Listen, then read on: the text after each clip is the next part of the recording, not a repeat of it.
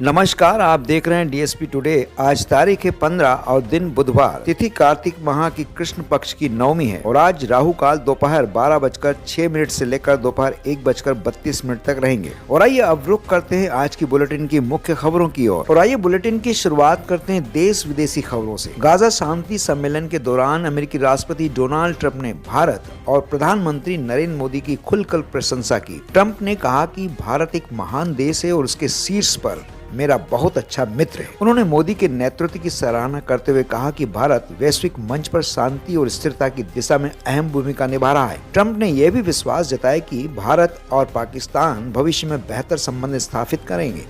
और इधर एआई के चलते विकसित भारत 2047 विजन को साकार देने की दिशा में एक बड़ा कदम है। प्रधानमंत्री नरेंद्र मोदी ने विशाखापट्टनम में गूगल के पहले एआई हब के शुभारंभ का स्वागत किया। उन्होंने कहा कि ये पहल भारत के विकसित भारत 2047 को विजन को साकार करने की दिशा में एक बड़ा कदम है। यह हब देश में कृत्रिम बुद्धिमत्ता, डेटा सेंटर इंफ्रास्ट्रक्चर और डिजिटल नवाचार को बढ़ावा देगा, जिससे भारत वैश्विक तकनीकी नेतृत्व की ओर अग्रसर होगा।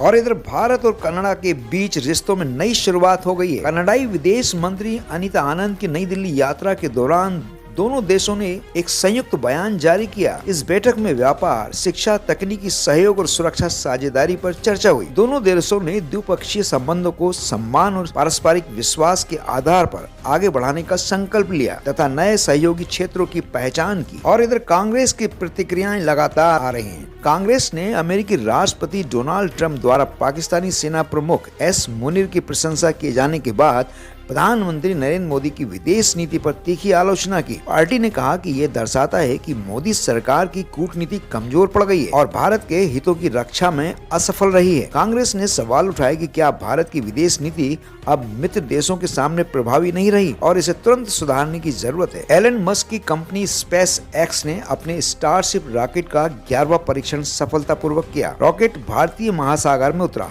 यह मिशन चंद्रमा और मंगल पर मानव यात्रा के लिए एक महत्वपूर्ण कदम माना जा रहा है।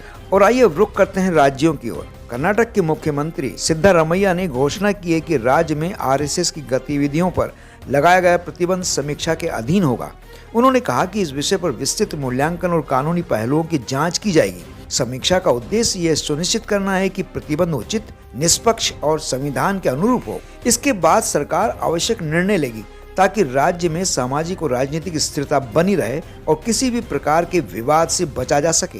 और आइए अब सुनते हैं खेल समाचार, क्या खोया और क्या पाया। पहले बात करते हैं क्रिकेट की। भारत ने वेस्ट इंडीज को 7 विकेट से हराकर टेस्ट सीरीज 2-0 से जीत ली है। तो वहीं हॉकी में जूनियर भारत टीम ने सुल्तान ऑफ जोहर कप में पाकिस्तान को 3-2 से हराया।